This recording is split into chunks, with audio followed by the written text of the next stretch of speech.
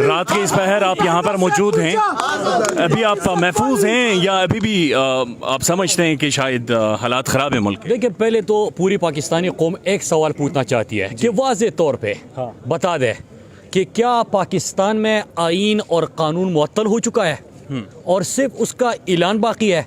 کیا پاکستان میں اس وقت مارشل لا نافذ ہے اور آپ نے آئین اور قانون کو سائڈ پہ کر دیا ہے؟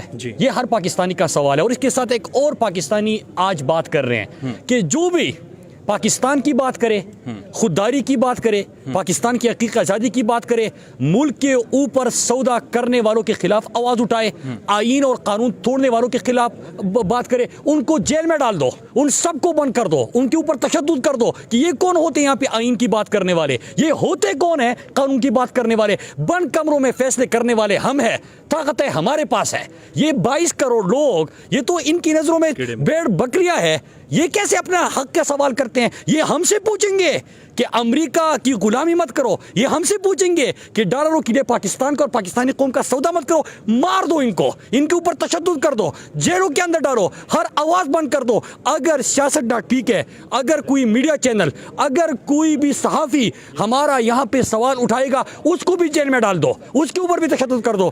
آج یہ پیغام ہے ان کا۔ تو قوم کہہ رہی ہے کہ یہ قوم، یہ ملک آپ کے باپ کا نہیں ہے، یہ ملک کسی کی جاگیر نہیں ہے، یہ چند لوگ یہاں پہ طاقت پہ، جو یہاں پہ زمین پہ خدا بنے ہوئے ہیں، وہ کہہ رہے کہ ہم جو کہیں گے، جو ہم ڈنڈا ہلائیں گے ادھر سے ادھر پوری دنیا ہو جائے گی۔ نہیں ہوگا ایسے۔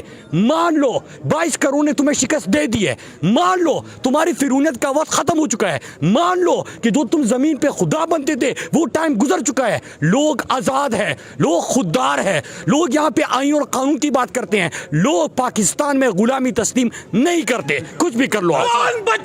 مراد صاحب، کیا یہ بات درست ہے؟ کیا یہ بات درست ہے کہ رات 1 بجے لاہور میں یہ فیصلہ کیا گیا بند دروازوں کے پیچھے کہ خان کو گرفتار کرنا ہے؟ عمران خان کے حوالے سے کل بھی انہوں نے فیصلہ کیا، اس سے پہلے آپ نے دیکھا تھا۔ یہ کیا ہو رہا ہے؟ اصل میں انہوں نے ہر ممکن کوشش کی کہ عمران خان کو ہم ہٹا دیں گے، پھر یہاں پہ لوگ مٹھائیاں تقسیم کریں گے۔ 22 کروڑ نکل آئے کہ تم پاکستانیوں کے اوپر سودا کرنے والے ہو، پاکستانی قوم اور عمران خان سودا کرنے والوں کے خلاف ہے۔ تم خودداری کو بیچنے والے ہو، عمران خان اور پاکستانی قوم خودداری کے لیے کھڑے ہونے والے ہیں۔ تم نے امریکی غلامی کی، قوم نے امریکی غلامیوں کے خلاف کھڑے ہو گئے، سڑکوں پہ نکل آئے۔ پھر 17 جولائی کو پنجاب کے انتخابات میں آپ نے دیکھا، 25 مئی کو آپ نے دیکھا، تشدد کیا، چادر چار دیواری کو پامال کیا۔ یہاں پہ آپ نے لیڈر کے اوپر جب کچھ بھی نہیں بن پڑا، بند کمروں میں فیصلہ کر کے اس کے اوپر گولیاں چلائی، قاتلانہ حملہ کروایا، بے نقاب ہو گئے کہ جس انداز سے تم نے سازش تیار کی تھی وہ بھی بے نقاب ہو گیا۔ جو ڈی پی او موبائل سے اپنا موبائل دے کے ویڈیو بنوا رہا تھا وہ بھی بے نقاب ہو گیا۔ جن طاقتور لوگوں کو وہ ویڈیو بیچ رہا تھا وہ بھی بے نقاب ہو گئے۔ جو فر بولنے لگا، جو طوطے کی طرح بولنے لگا، جس کو ایک نیا ایک مذہبی جنونیت کا رنگ دینے کی کوشش کی گئی وہ بھی نقاب ہو گیا۔ اب پھر سے پلاننگ ہو رہی ہے کہ عمران خان کی سیکیورٹی بھی ہٹا دو، عمران خان کو جیل میں ڈال دو۔